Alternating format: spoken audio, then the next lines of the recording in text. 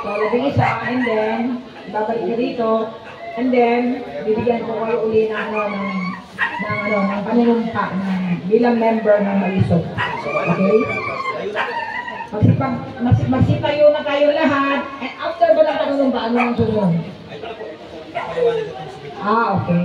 So, after tayo manumpa, ipapaliwanag na yung signature campaign. Pag natapos na tayo, huwag muna kayo umuwi ha. Meron, nag-aantay ng merienda doon, no? Baka umuwi kayo, hindi mo ubos yun. Maganda ako ng lechon. Joke lang. Iba talas kapitan. O itaas ang kanang kamay at sumunod sa akin. Ako si, sabihin ang iyong pangalan. Asapin ng hakbang maisog. Asapi ng hakbang ng maisog. Top coalition. Top coalition. Ay makikipaglaban. Ay makikipaglaban. Nang walang pag-aalinlangan. Nang walang pag-alinlangan. At walang anumang inaasahan. Kapalit. Para sa mga batayang prinsipyo ng transparency, accountability, peace and security. At sa buong adhikain, gumagabay sa hakbang ng maisog.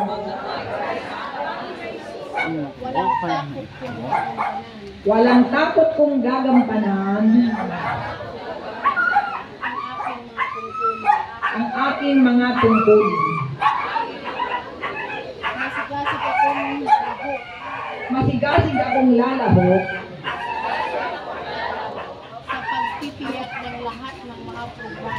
sa pagtitiyak ng lahat ng mga programa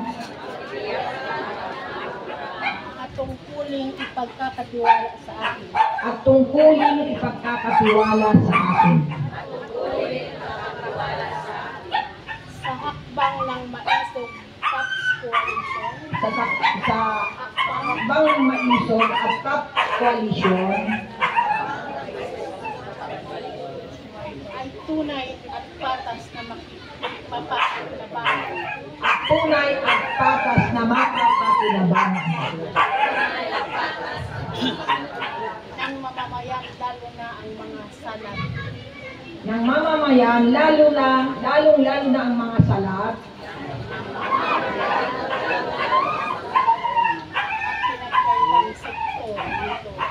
At pinagkaitang sektor nito, lalong-lalo na ang mga urban poor.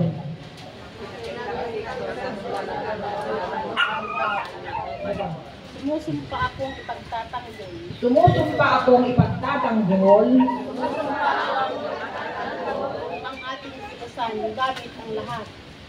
Ang ating kilusan gamit ang lahat.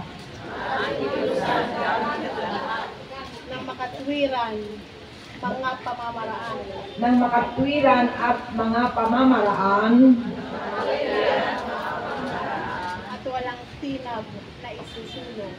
At walang tinag na isusulong. Ito.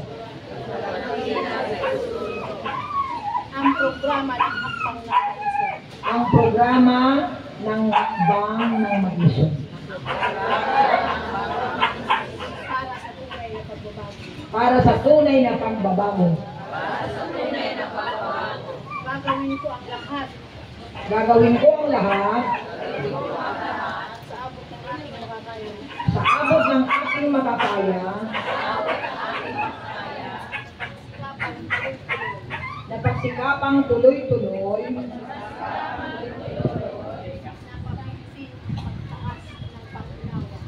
napapisin ang pagtaas ng pangunawa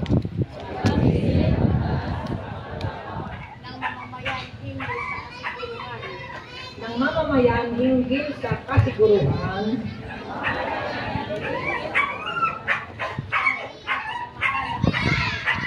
sa mabuting pamamahala at kapayapaan.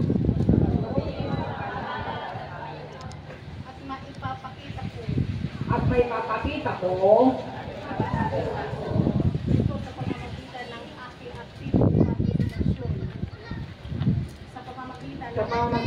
aktibo kong partisipasyon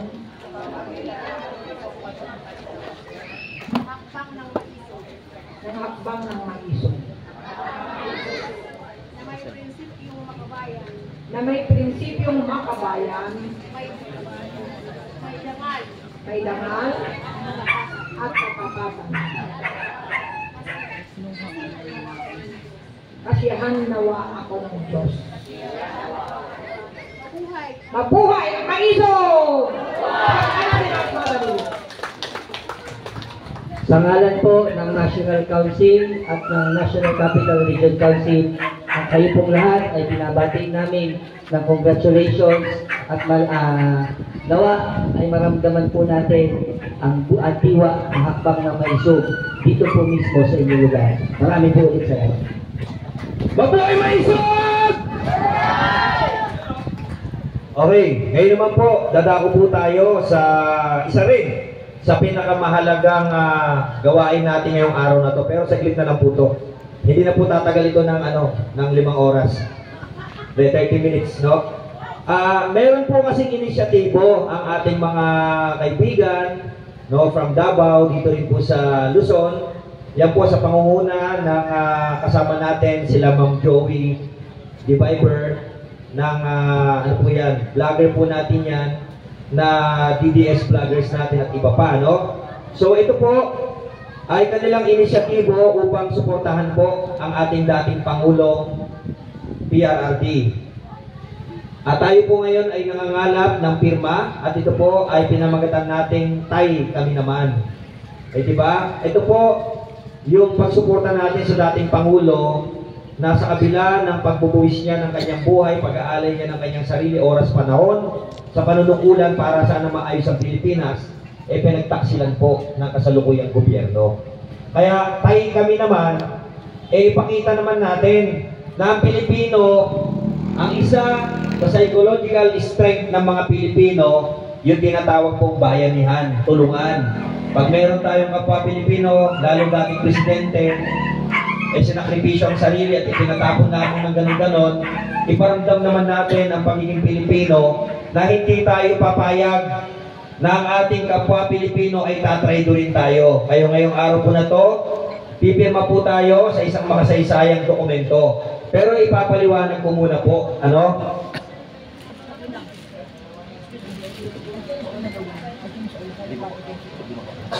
Okay. Ito po ay isang signature campaign na humihiling sa kataas-taasang hukuman na ibalik ang ating tatay tigong sa bansa at kasabay nito ay ang pagbibigay ng panunumpa ng hakbang na maisog. So tapos na tayo doon sa first part. Ito po yung nilalaman ng ating liham to the Honorable Justice of the Supreme Court. Nasasaktan ka ba? No, tinagalog po natin para mas maintindihan ninyo. Huwag na yung shut up. Sa mga karangalang hukom ng kataas-taasang hukuman. Kung nagsashut up, Sabay paggalang, isinusulat namin ang liham na ito upang ipahayag ang matinding pag-aalala tungkol sa hindi pa naayos ng mga petisyon tungkol sa pag-aresto sa dating Pangulong Rodrigo Roa Duterte at ang mga aksyon ng tanggapan ng Pangulo at ibang opisyal na humantong sa kanyang paglipat sa isang dayuhang hukuman sa kabila ng kanyang edad at masamang kalusugan. Ang mga petisyong ito ay nagtataguyod ng malubhang tanong sa konstitusyon tungkol sa kapangyarihan ng ehekutibo. Si Bongbong Marcos po yun. Tamang proseso at ang papel ng hudikatura bilang ang huling tagapagtaguyod ng konstitusyon, Supreme Court.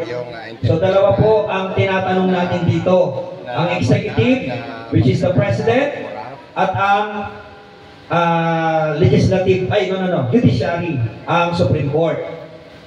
May paggalang na hinihiling namin sa karangalang hukuman na ito po yung petition natin, pakinggan nyo maigi. Para po pag pumirma kayo dyan, alam nyo yung pinipirmahan ninyo. Okay?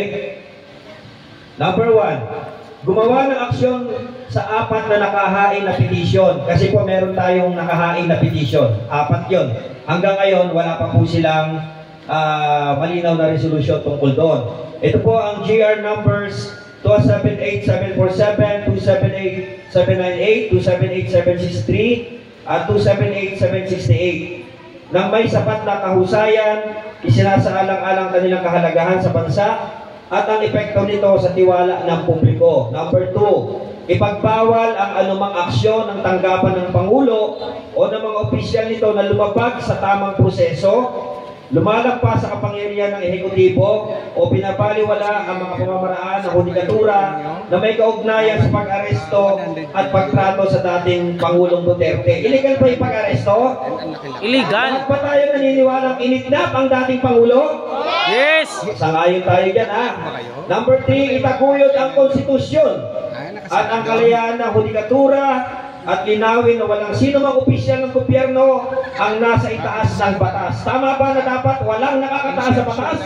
Tama. Tama po ba yun? Tama. Okay, agreed. At panghuli, utusan ng tanggapan ng Pangulo na gumawa ng lahat ng legal na hakbang para iligtas na ibalik ang dating Pangulong Duterte sa unifikasyon ng Pilipinas sa ilalim ng proteksyon ng batas ng Pilipinas na siyang nararapat naman. Sangayon ba kayo doon na pabalikin si Tatay Digong? Yes! Sangayon ba kayo na pabalikin ang dating Pangulong Rodrigo Roa Duterte? Yes! Ang kasong ito ay pambihira dahil kabilang dito ang isang dating Pangulo, isang mamamayan na minsan manguna sa bansa at ngayon ay may karapatan tulad ng lahat ng Pilipino sa proteksyon ng kanyang mga karapatan. Ang paraan ng kanyang pag-aresto at paglipat na isinagawa ng walang malinaw na pangangasiwa ng hudikatura ay nagpapataas sa malubhang pagdududa tungkol sa panggalang sa batas at sa otoridad ng karangalang hukumang ito. Ang paglutas ng mga petisyong ito ay hindi lamang isang legal na tungkulin, kundi isang moral na pangangailangan. Kung hindi ito malulutas, ang sitwasyong ito ay maaaring magbukas ng pinto para sa mga susunod na pang-aabuso ng kapangyarihan at marami pang humantong sa krisis sa konstitusyon na nagpapahina sa tiwala ng publiko sa ating mga institusyon. Kayo ba gusto nyo takipin na lang, daling kayo doon? Sino may gustong takipin kayo, daling kayo doon? Libre ticket. Si Bangag. Okay. Maraming Pilipino ang naniniwala na ang pag-aresto sa dating Pangulong Duterte ay naimpluwensyahan ng politika.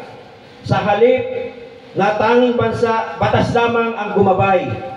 Tinatandaan nila siyang isang pinuno na nagtatanggol ng pambansang soberanya at nagsalita laban sa katiwalaan bago ang kanyang pag-aresto.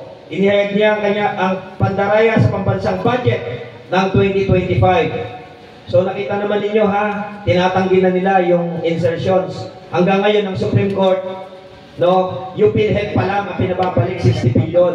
Pero yung insertions, wala pang malinaw doon. Pending, kumbaga. At may kasabihan tayo, justice delayed, Justice denied. justice denied. Papayag ba kayo na yung bilyong-bilyong pera na nakawin? Hindi. O, kaya dapat magkaisa tayo, suportahan ng pagpirma. Ang mga tugon ng hukuman ay magpapatunay ng batas ay nagpoprotekta sa bawat Pilipino kapag may kapangyarihan man o karaniwan lamang, nasa tungkulin o wala. 8 buwan na po mula nang ang dating Pangulong Duterte ay nakakulong at walang nararanasang pagdinig. Diba? Hanggang ngayon, pinapatagal nila. Kasi gusto talaga nilang bulukin si Tatay Digong. Ang kataas-taasang hukuman ay palaging ang huling tagapagtaguyod ng konstitusyon at ang huling kanlungan ng mga naghahanap ng hustisya. Naniniwala kami na ang karangalang hukuman na ito ay magkaroon ng aksyon ng may katanungan, lakas ng loob at kalayaan para itaguyod ang batas at ibalik ang tiwala ng mga tao sa ating mga institusyong demokratiko. Lubos na gumagalang ang mamamayang Pilipino, kasama ako, kasama ka, kasama tayong lahat. Mabuhay Maisog!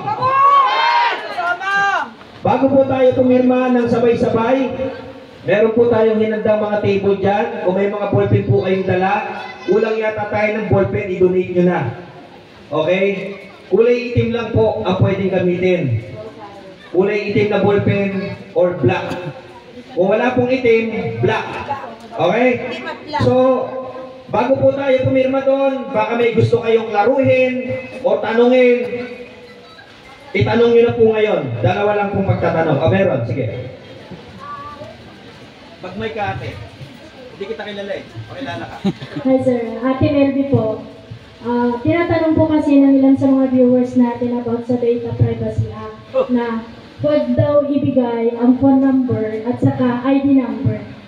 Pwede po bang i-enlighten niyo po yung mga nasa viewers at saka yung mga kababayan po natin dito para hindi po sila mag-alala? Salamat.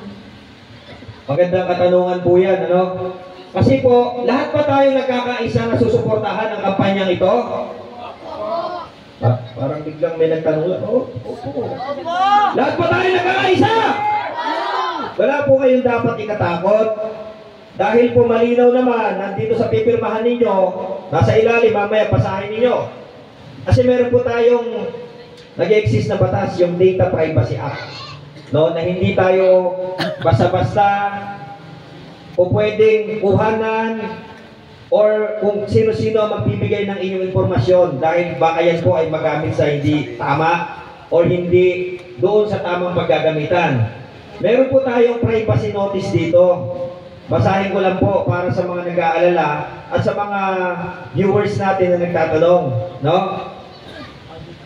Privacy notice in compliance with applicable data protection standards. Please be advised that your personal information, yung pangalan nyo, including your full name, signature, address, and identification numbers, will be used solely. Ibig sabihin, dito lang gagamitin. Kasi itong petition na to, isasabit natin sa Supreme Court. So, dito lang. Maliban dito, wala na tayong ibang pwedeng paggamitan. Okay? As part of the attachment to the submission to the Supreme Court. So, katulad na sinabi ko, petition po ito. So, lahat po ng information na ibibigay ninyo dito, ang tanging paggagamitan lang, ito po. Ngayon, sa hakbang na maisog, nakalimutan kong banggitin kanina, isasend namin kay Kapitana, maganda gumawa po kayo ng GC. Meron po tayong online application doon. User-friendly po yun. Pipili lang kayo kung saang lugar kayo sa Pilipinas. I-click nyo po yun, may mga sasagutan kayo doon. At pag nasagutan nyo po yun, i-approve po yun, papadalan po kayo ng ID ninyo. Oh, may problema kasi tayo doon minsan sa ID dahil maraming organization gumagamit, ini-scam yung paniningil ng ID. Wala po tayong singilan dito. Lahat ng miyembro, pwede pong magkaroon ng ID na libre. Ngayon, papadalan po kayo ng link. No, nandun yung picture ninyo, kaya po hingan bigay ng picture doon.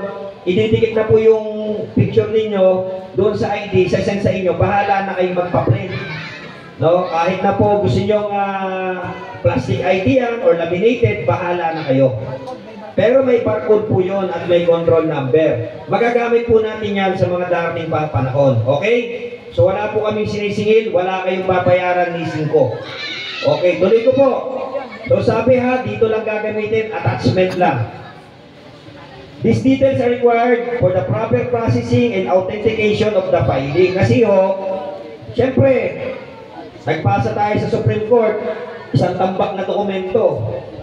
Sabi ni Supreme Court, sino yung mga tao na yan? Madali lang kumuha ng tao Ginagawa nga ng eleksyon yan Bumuboto yung mga patay, di ba? Tama, mali? Kaya po kailangan ng ID ninyo for verification. Wala naman pong hininging number dito. Ang hiningi po dito, yung klase lang ng ID at ID number at saka po address and signature ninyo. Kasi po, syempre itong Supreme Court, sa dami ng Duterte supporter, baka sabihin nila gawa-gawa lang natin to. Tama? Kaya kailangan po, nag-i-exist yung tao. Puntahan man nila minuminuto, makikita nila basta't buhay kayo. Tama? Kasi mga pipirma dito, buhay pa rin kayo. Okay, next. Your personal data will not be used for any purpose beyond this submission. So walang ibang paggagamitan. A copy of the attachment containing information shall be retained exclusively by the Council of Records. Kasi po, may mga legal counsel na hahawak po ng dokumento na to. Hindi po kung kanino tao pupunta to. Abogado po yung mga yon. Okay? By Council on Record, strictly for documentation and reference in connection with the said filing. No further dissemination reproduction or secondary use. Baka mamaya, biglang may magpunta sa inyo, nagdi-deliver sa inyo ng Lazada. No? Kasi yun, no? Wala daw secondary use, dito lang talaga. Shall be made without your explicit consent unless required by law. By providing information, you acknowledge and consent to this limited and secure use. Ibig sabihin, ginagarantiya, sinisiguro na ang dokumentong inyong pipirmahan ay eksklusibong gagamitin lamang para sa gagawin nating pagpapahid ng petisyon sa Korte Suprema. Wala na pong iba. Ngayon, gusto ko po malakas sabay-sabay para wala magrereklamo. Sasagot kayo. Kusang loob po ba kayong susuporta at pipirma? Kusang loob ba kayong susuporta sa dating Pangulong Rodrigo Roa Duterte? At dahil po dyan, meron po tayong mga hinandang mga lamesa. Bagamat wala pang pagkain, dokumento muna.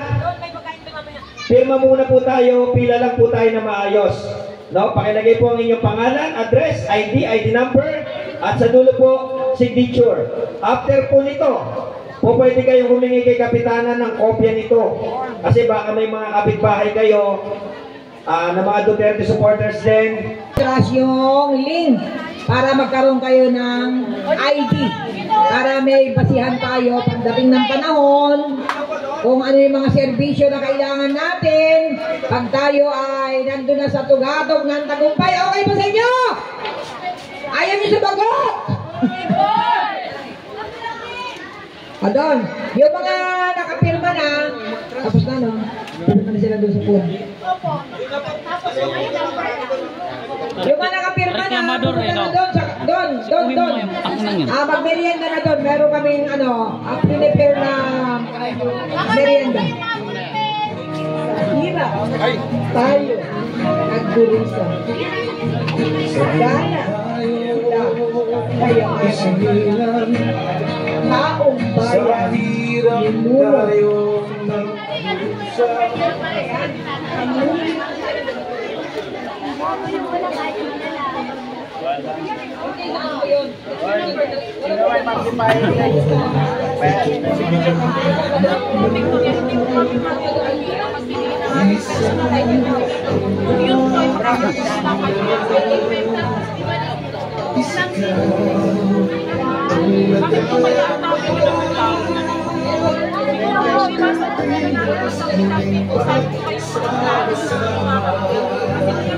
Nag-chat ka eh, wala eh, nakalis.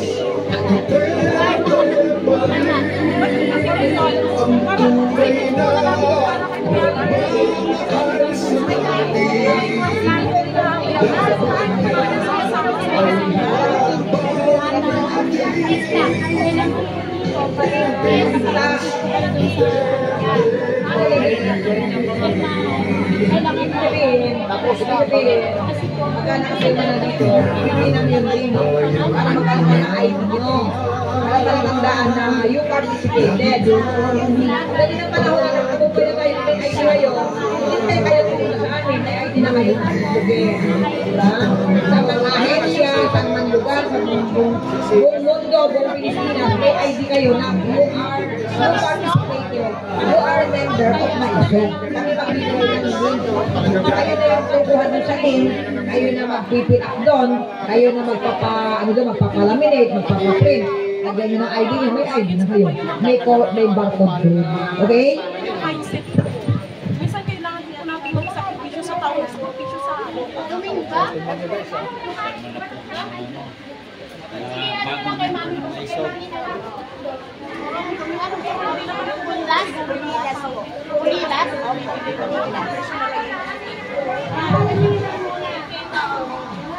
Ang ating sipo ay birthday ang signature campaign.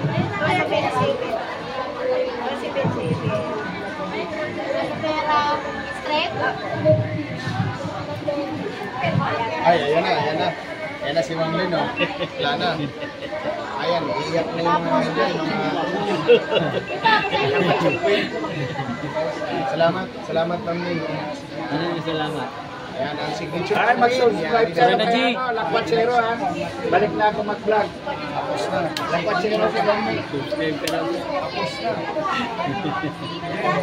Ayan ang signature campaign, no? Lumabas yung signature, no? Tinunod ka ng karamihan. Ay, open mo. Kita na rin yung number ko. Then, sige mo. Sporty Supreme. Kasi nag-divide. Survey natin divide. Yan ang divide. Yan ay si humingi ang Sporty Supreme na para sa sino-sino kila yan na at ito na yun na ito. Meron din pala dun. Ano? Oh. Ito. Ayan pa. Sinamas ng kami. Ito pa. Dito pa. Dito pa. Dito pa. Marami pa pala.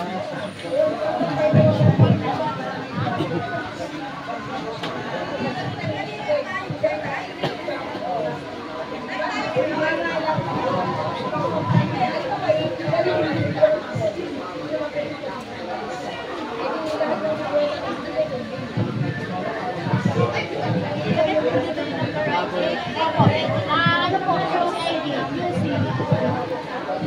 Ma'am Sir Naji, shoutout sa'yo. Oh, may pansit pa. Kababayan, pahingi akong pansit.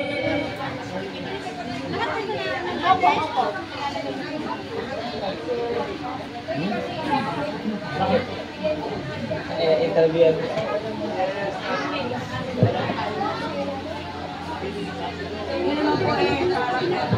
Sir Placido, pahingi pansit. Ay, medyo. Ayun na yung signature campaign guys ha. Nandun naman tayo sa kabila guys. Marami dito guys eh.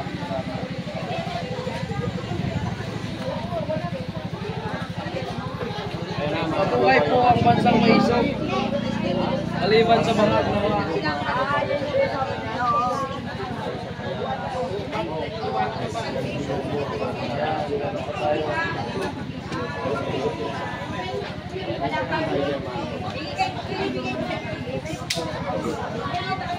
Ayan ga, kaganapan dyan ga. Meron pa dito ga, yung signature campaign kasi yung mga signature dito gagamitin sa gagawin ano ba, petition bang gagawin sa Supreme Court? Gagawin petition sa Supreme Court ngayong 15 nata.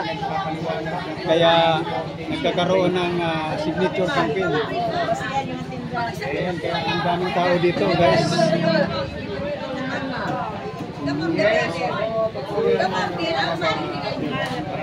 Kaya dami yung nakakita dito para hindi sila nilagay sa petition na bawin si PRRD. Ito ang sasabihin ko sa inyo para tayo sa Supreme Court. Petition para, di ba, para pauwiin si PRRD? Oo. Para pauwiin si PRRD. Kasi kung aasahan yung gobyerno, wala talagang mangyayari. Ika lang, usin ko muna to, sayang naman to. Sorry. Maliwanag yan.